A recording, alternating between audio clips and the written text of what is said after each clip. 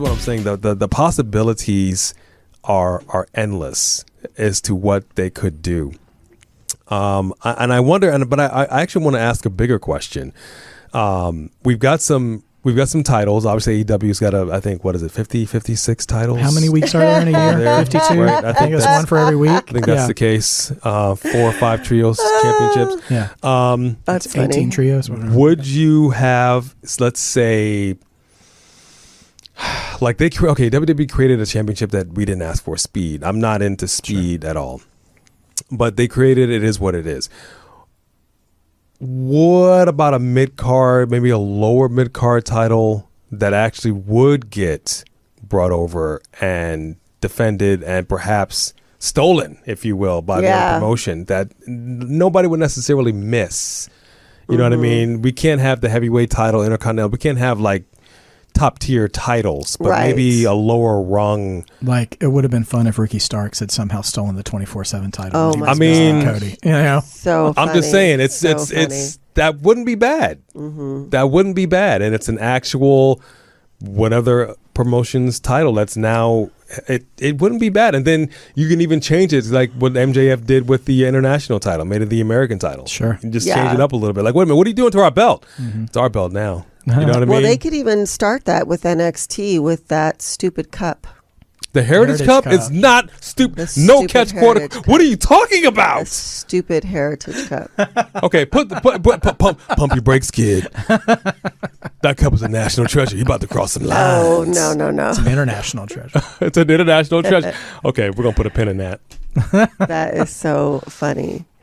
Put some respect on that. I'm telling you right now. Oh, my gosh. Okay, next question, please. So do you think that the Forbidden Door concept is going to lead or could lead to a future where wrestling promotions just all start learning to work together regularly? I don't know. The smaller ones, the bigger ones don't seem to have an issue working with the smaller ones. And I don't want to necessarily say New Japan Pro Wrestling is a smaller one, but the reality is here in the States, we have 2 large promotions, AEW and WWE. That just is what it is.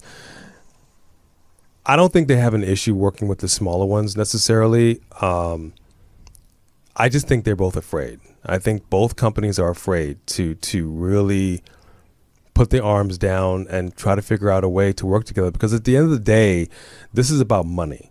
It's all about money. And you can call it what you will, you can say what you will. This is about money and making it. And I'm telling you right now, if it's done correctly, these 2 big promotions, this can be the biggest gate ever. Right. Ever. The biggest draw, the biggest stream. Like, I'm telling you right now, it would just be colossal. And you don't want to do this often. I'm saying once a year, if that, but you just do it big, and it could be a 2-night event because you've got a lot of stars on both sides, and you don't want people to be left out. You don't want to cheapen out. I don't want to see a match get shortened for time.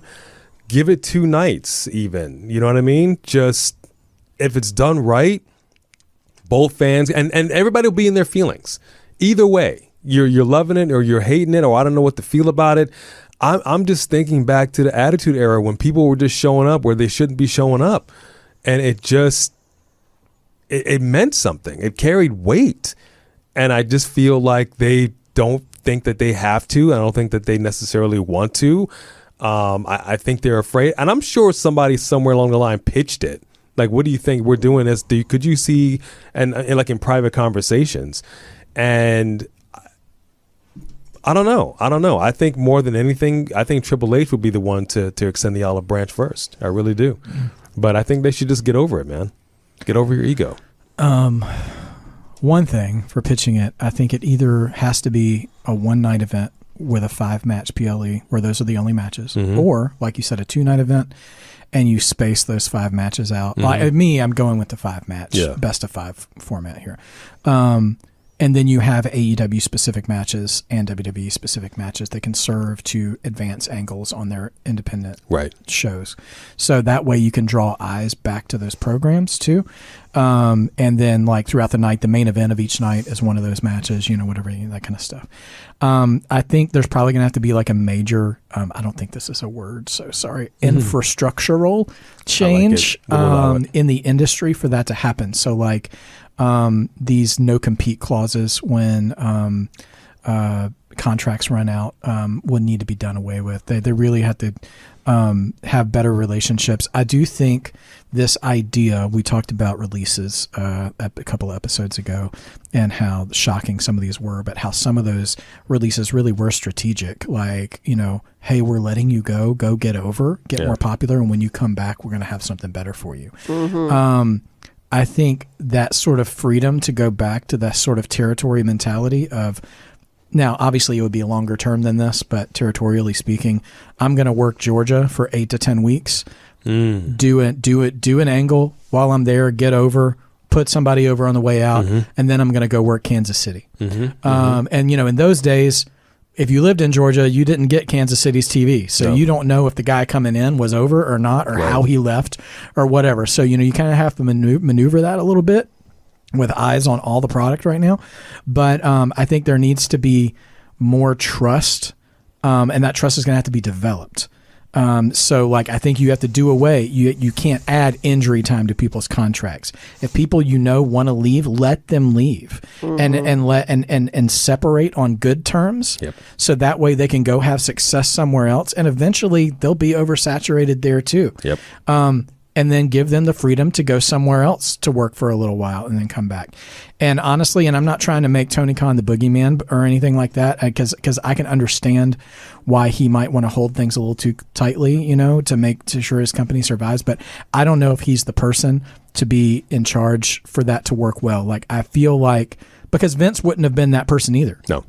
I think you have people like Hunter and Sean in charge of WWE. You would need like a Bryan Danielson or a Dustin Rhodes or somebody like that in charge at AEW to be that focal point, because I do believe that Bryan and Hunter are probably on civil enough terms that they could have made something like that work. I mean, if Hunter and Punk are okay, then are okay enough to work together, then I'm sure he and Bryan would be fine, because Bryan is never the one who really takes shots, or Edge or any of those guys. They all left. I wish things could have been different when I left, but I'm not mad at them. I'm going, and they let me, go and whatever. I think you need someone with more of a wrestler's mentality in charge at AEW than a fan's mentality. And I'm not trying to say that to dig on Tony Khan, like he a fan, but I'll dig on him. I'll dig on him. Release them. Yeah. If they don't want to, if they're not happy, what do you, it's petty. You're not using them anyway. It's petty. Right. It's completely petty. And you're paying them. Yeah. You're paying them for what? Yeah. Save money.